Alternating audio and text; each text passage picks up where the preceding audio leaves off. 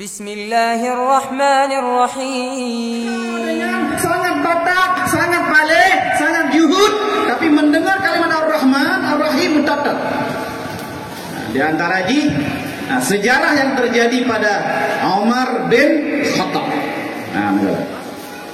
Sejarah yang terjadi pada Umar bin Khattab, watai gudinga, watai gejak, gedepe adek kamu Islam, dua rumah genepoh adek. Tetapi gagal misi itu karena beliau mendengar kalimat yang dibaca oleh sonan adek Umar bin Khattab. Aduh, mitagro. Terdengar kalimat Bismillahirrahmanirrahim, Toha. Langsung mendadak jaro Umar bin Khattab, jatuh pedang daripada tangannya itu.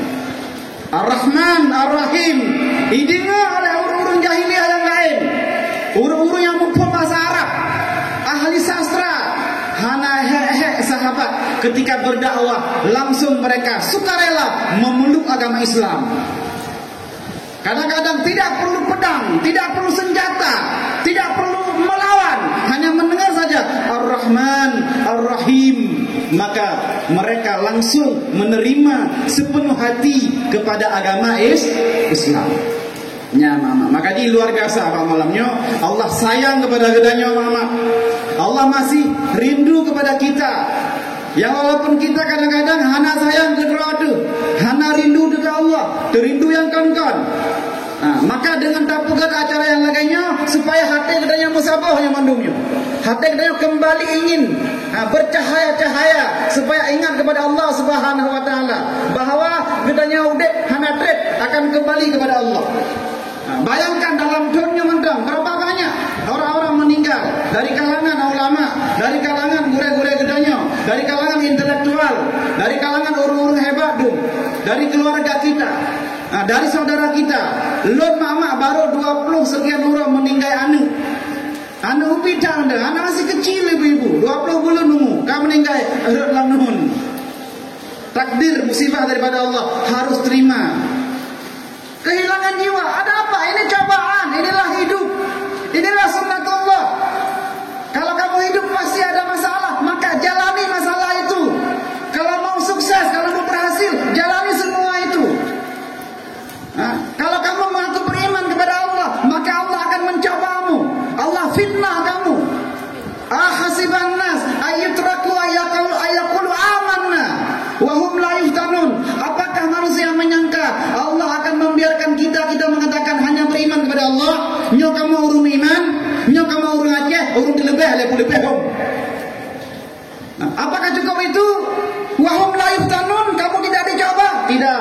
Wa laqad fatanna allazina min qablihim, dan sungguh kami telah mencoba orang-orang sebelum mereka. Allah coba urung-urung segala budaya. Allah coba para nabi jamun. Allah coba para rasul. Allah coba sahabat. Allah coba tabi'in. Allah coba ulama-ulama. Allah coba urung syi'udanya. Maka fala ya'lamannallahu allazina sadaqu. Allah tahu siapa di antara mereka yang benar. Wa la ya'lamannal kadzibin, dan siapa di antara mereka yang bohong.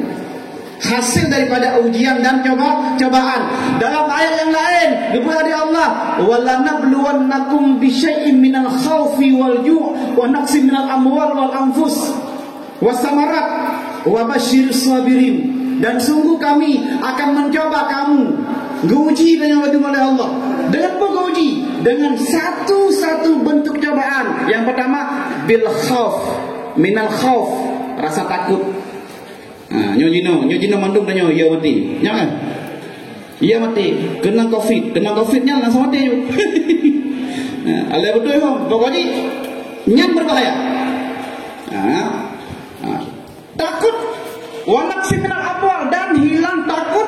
Allah coba dengan kurangnya harta. Masa sekarang juga, masa Covid juga, masa pandemi, padum le urung-urung bisnis yang payah tu, gede le bangkrut tu, bisnis tidak jalan, jaringan perdagangan tidak lancar, sehingga le yang bangkrut. Itu ujian daripada Allah supaya kita paham bahwa masih ada langit di atas langit. Wal anfus, dan kurangnya jiwa. Meninggal urunsi, meninggal mak, meninggal abu, meninggal kakek, meninggal keluarga, meninggal anak, melintai perumoh lakau. Ujian daripada Allah. Wasamarat, dan berkurangnya tumbuh-tumbuhan.